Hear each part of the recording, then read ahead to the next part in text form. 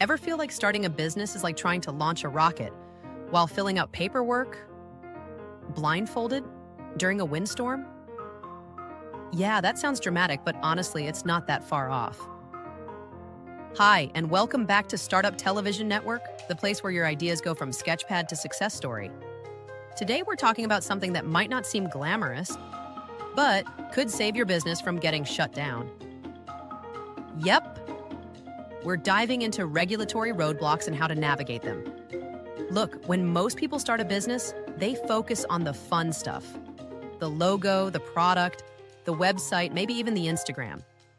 But what really trips people up are the things no one talks about at the launch party. Permits, licenses, zoning codes, and compliance requirements that hit you like a wall of legalese. Let's say you're opening a simple coffee shop. Sounds straightforward, right? Well, first you need to check zoning laws. Then there's your health inspection. Oh, yeah. And if you're playing music, you might need a license for that too. I know, it sounds like a bad joke. How many licenses does it take to pour a cup of coffee? But this is real. And here's the kicker. A lot of entrepreneurs don't even realize they've missed something until the fine shows up. Or worse, a shutdown notice. That's why one of the smartest things you can do early on is talk to a local small business development center or a startup attorney.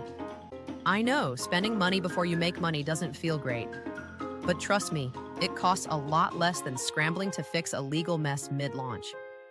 Now, what makes this extra fun, and by fun, I mean extremely complicated, is that you're not just dealing with one layer of regulation. You've got federal, state, and local rules, and each one has its own set of requirements. It's like playing a game with 3 different rule books, and none of them match. At the federal level, you're looking at things like getting your tax ID, following labor laws, and maybe even complying with industry-specific regulations.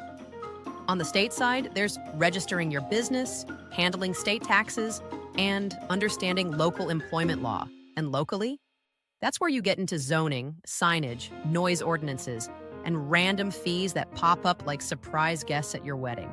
So how do you keep up with all this and still have time to actually run your business? Good question. And the answer is, treat compliance not as a chore, but as a competitive advantage. I know that doesn't sound sexy, but the businesses that succeed long-term are the ones that start with this stuff in mind. They don't waste time putting out fires, they don't get caught off guard by new laws, and they build trust with customers, with investors, and with partners. And let's be real. If you ever plan to raise capital, your investors are going to ask if you're legally tight. You don't want your answer to be, well, we're figuring that out. That's not a confidence booster. That's a red flag. You know the old saying, ignorance of the law is no excuse? That's especially true in business. And no, I Googled it does not count as legal counsel, unless your attorney's last name is actually Google. So what can you do to stay ahead instead of just afloat? First, research before you launch. Use resources like sba.gov or your Secretary of State's website to understand your basic requirements. Second, make a compliance checklist. It's not exciting, but it's effective. And third, do an annual review. Laws change, especially if you're in a regulated industry or you're expanding across states. If you're planning to grow across state lines, multiply your research effort. Because regulations don't travel well. What's legal in California might be restricted in Texas, and vice versa. Look, compliance won't make your heart race like closing a big sale.